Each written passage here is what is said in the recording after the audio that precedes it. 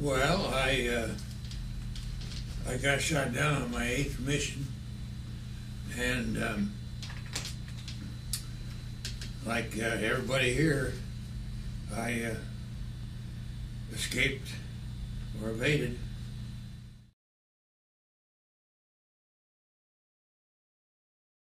I was up in the air, and two Focke Wolves came in and just shot the heck out of us. I took off from Thurley, England. That was our base. I was in the 306 and 369th Squadron. And we got over there right after the Schweinfurt raids, so they needed a lot of replacements. And so they put you in a B-17 and started flying you. well, of course, I was in B-17 before I got over there. Yeah, I was of course. in training. But anyway, I was shot down and by these Focke Wolves, and they got us pretty good. They two of my men were killed in the plane, and everybody was wounded.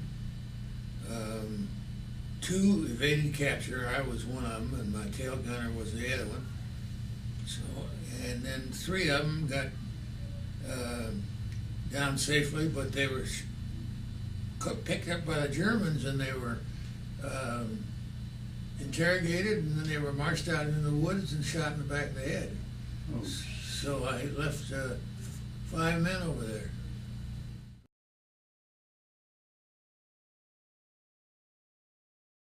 They came in about 1 o'clock, and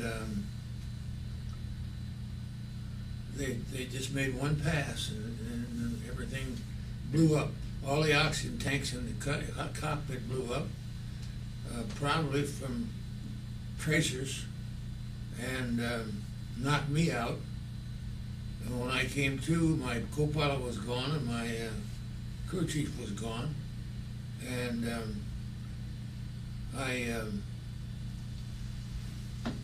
I came to, and I tried to put the fire out, and wasn't much success.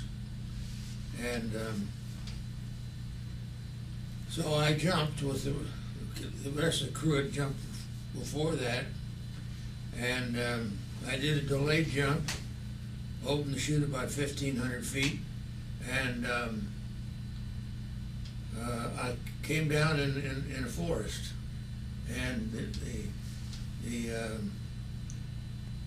parachute got caught between two big trees, and I was just hanging there between them, about 20 feet off the ground. And 3 Belgian farmers saw the chute open, and they came running over, and they threw me a rope, pulled me up to the tree, and got me out of the tree. And one of them took me off into the woods and hid me.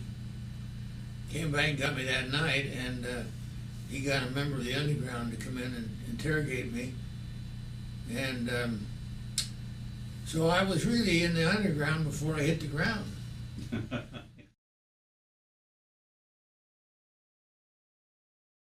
Took me in the woods. I was limping along with my arm around one of the guy's shoulder, and he told me to stay hidden there in the brush, and he'd come back and get me at night. We could communicate by the little dictionary, French-English dictionary that was in the escape kit, and referring from one subject to the other. He came back and got me when it was dark and took me to his folks' farmhouse, and the wife there bandaged me up in my leg and my burns, and I was there that night. And the next day, another guy come over and took me by bicycle to another town. And from then, I just moved back and forth in Belgium for about 4 months. But then I wanted to go into France because Patton was coming around the Falaise Gap there, and I wanted to go and meet them. But they took me into France. I got into another underground unit over in France, the White Army, and they had communication with the Belgian government over there, and we would get instructions by radio on what to do, and they knew every convoy that was coming through that area, German convoy. And so the French lieutenant in charge of that group, and there were a few Belgians there, and a few French, and a few Algerians, and anyway, they were always suspicious of you when you moved into a new group. But after I was there about a week, this French lieutenant asked me if I wanted to go out with him that night. I could speak French by that time. Mm-hmm. And I said, yeah, sure. So he said, come on, I said, I'll give you some equipment. Well, he gave me a backpack full of dynamite sticks and detonators. He gave me a submachine gun I carried on my shoulder, ammunition belt with a lot of ammunition and 45 on my hip, and off we went. And they showed me how to make bombs out of these sticks and dynamite sticks, and put the detonator in there, and we'd plant them in the road in anticipation of the German convoy coming along. And sure enough, they come along and they'd hit those dynamite. They look like a cow pad, round. Like a little cow pie, right? Yeah, right.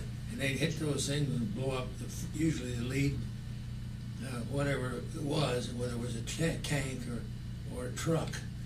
They'd blow up, and it was mainly just a harassment. Convoys a half a dozen times, and we blew up a couple trucks. A couple tanks, and we'd set up a roadblock and do as much damage as we could. When you set the mines in the road, was it on the side of the road or in the middle of the road and covered it up so the tires that hit it? Yeah, they were just narrow little country roads, you know, mm-hmm. And we'd put them in the road and space them across the road, zigzag, so the truck could be, or tank, whatever, would be bound to hit them. And but that made it interesting for the Germans. Yeah.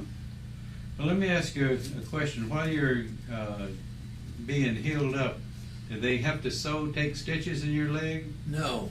They just pull it in tight? They just put they weren't big, they were just pieces of shrapnel. Uh-huh. It wasn't, the shrapnel, actually they were 20 caliber. Mm-hmm. You know, not a 20 caliber, but anyway, they were bigger than a 50 caliber. Well, what about the pain? Well, you just bear it. The burns are pretty, you know. I wouldn't burn too much. I had more holes in my leg than I did. Where I was hiding, whether it was a house or a farm or all kinds of different, buildings. They kept you hidden, and these people that hid you, they were different personalities, of course. Some of them were brave, some of them were scared to death, mm-hmm. And the ones that were scared of hiding you, they'd move you pretty quick. The ones that weren't scared, you might stay there 6 weeks. Well, if they got caught, what happened to them? Shot. The family, all the family, or just the ones that hid you out? The whole family was arrested, and they would arrest, but they'd let the women go after they got their name and address and all the information from them, interrogated them. And they would arrest all the men in the family. And of course, there weren't too many men in the families. They're old men, because all the young men were in the labor gangs. But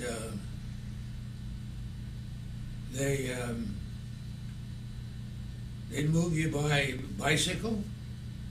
They'd move you by a streetcar, railroad, any means of it possible. And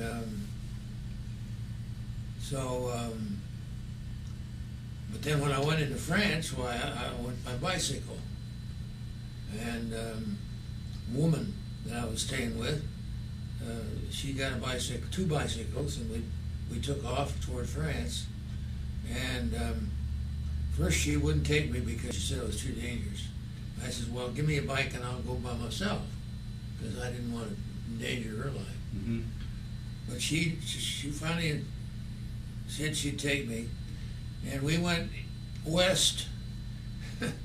And as we got out of town on the highways and the little roads, there were just thousands of German troops on the other side of the road going east, and here she and I are going on bicycles, going west. They were getting the hell out of there because Patton was coming. Yeah, they were in bad shape. The trucks were all banged up, and the guys were just thousands of them.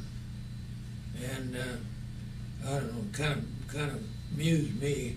Here I am, within spitting distance of them. And, yeah.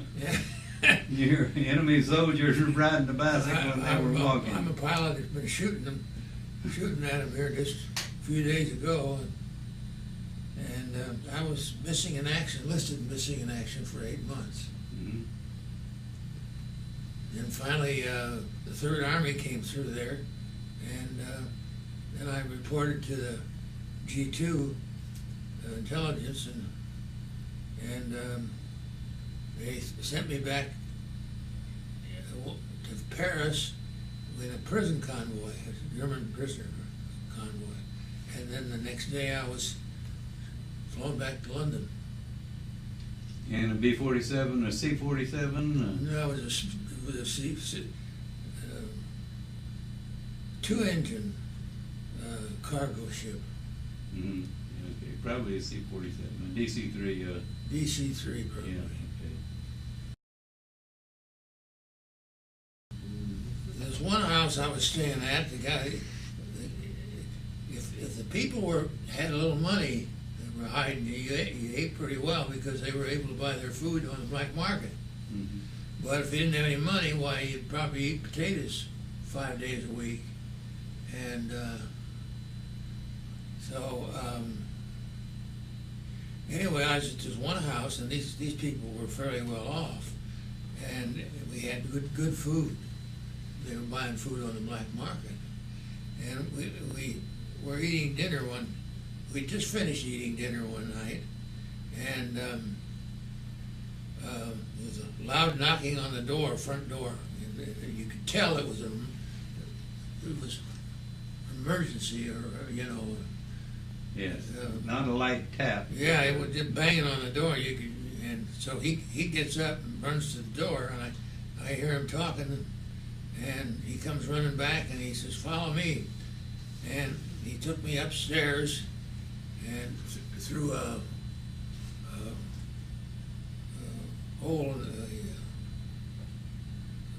I don't know what you'd call it. It's just a trap door in the ceiling. Yeah, a trap door in the ceiling, and he told me to go on up there and stay on the roof until he came and got me. Well, he never came and got me all night, so I sort of was up on that top of that roof all night, and you could hear the Germans down below. See, the Germans would would throw a blockade up at an intersection, and then they would surround the whole block and interview every male in the block that they had there, and if they'd wrestle out of them and take them off to concentration camp, most of them. So that's what they did. They surrounded that block, and they came in and searched his apartment, and I'm up on the roof. Lying down. Yeah, I could hear them, you know, in the German language, all yelling at each other, and I could hear them arresting some guys, but they never got me. I just stayed up there all night, and then in the morning, he came up and got me and took me down. Well, and he transferred me from his house to somebody else. It was a little too hot for him there. So that was one example. Another one, we put these dynamite bombs, I used to call them, but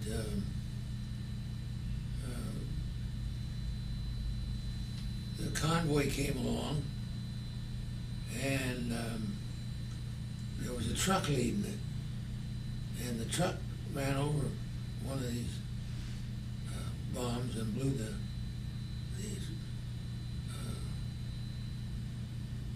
track off of one of them, one side. But and it was tipped. The tank was tipped so that they couldn't lower the gun. It was 88 millimeter on the tank, and so they started shooting that 88, and loud, and but the angle, the trajectory was too high. He was shooting in the air. He was shooting in the eye, but it was still hitting trees, and you hear the trees were crashing all around you. Scared the hell out of you, you know. And but next morning we went back out there, and that truck was, the tank was still there, and there was a German sergeant in the tank, and he had a broken leg. I don't know whether he broke it when he got hit by a shell, or whether he broke it just when the tank tipped. But we took everything he had in there. He had some cigars and a bottle of cognac, and we took that. And you left him there? Yeah, I left him there. Okay. We didn't know what to do with him. We didn't want to. Didn't want to kill him. No. Yeah. All food of any kind, you know, like cattle or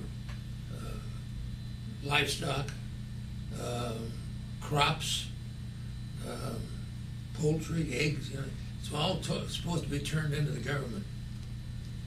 And how did black markets just start, you know? A few farmers, instead of turning it into the government, the German government, why they'd sell it on the black market, see. Hide it out. They wouldn't have a shop downtown with black market. No, They no. just... Word to get out, who had what to sell, you know. That sort of stuff. But yeah, but the stuff that they sell that, with the coupons was all lousy food, lousy stuff. It wasn't. For example, the flour they used to bake bread had sawdust in it, and when they bake it, you'd either have to burn it on the outside to get the inside done, or vice versa, to have the other side, the inside edible, you'd have to burn the outside and vice versa. So poor people couldn't afford to pay the price. The second night I was there, they decided to move me from that farmhouse because there were a lot of Germans snooping around trying to find me. And the head of the underground there came over, and of course I couldn't speak any French at all, you know, the first few weeks there, but I gradually learned it. But anyway,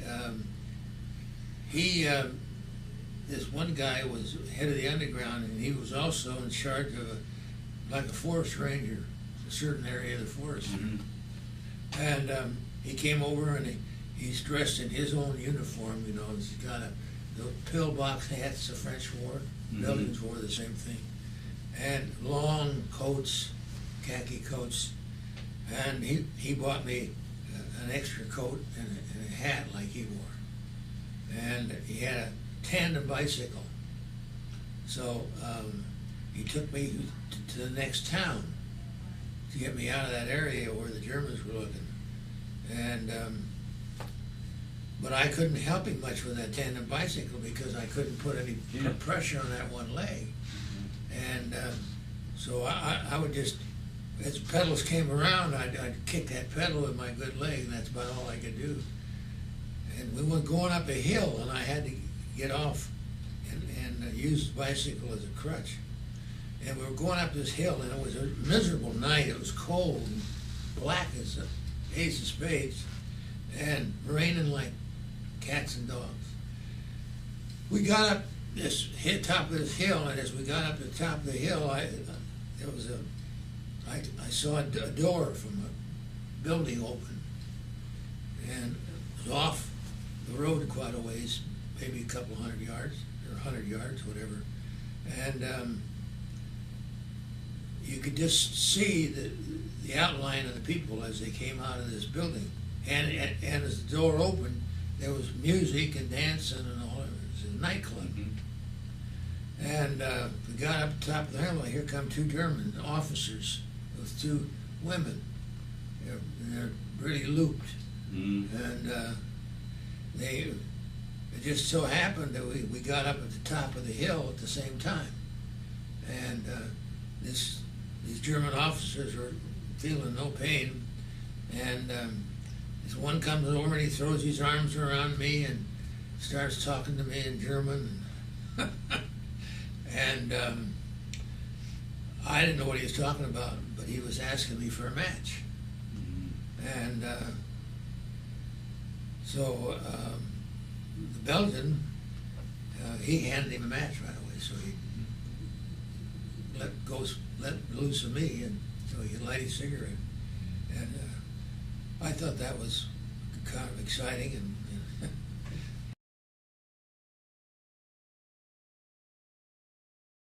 it all did. I corresponded with him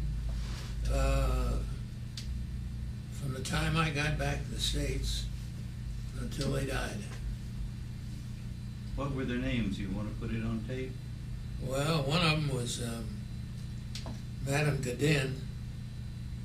She was a brave woman. I stayed with her on 2 different occasions. And she had been captured once and tortured by the Gestapo.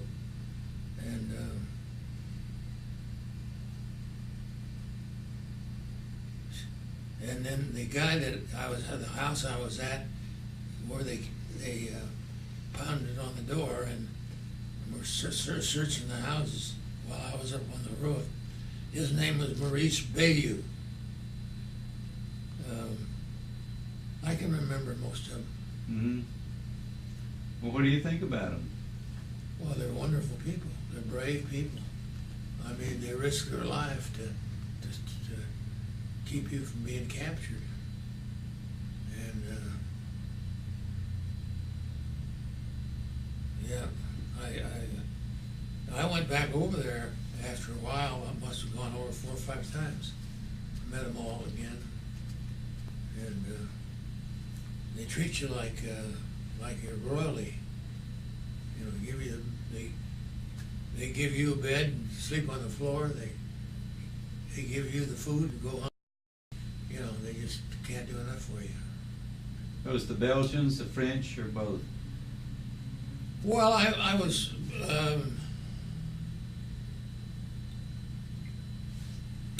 more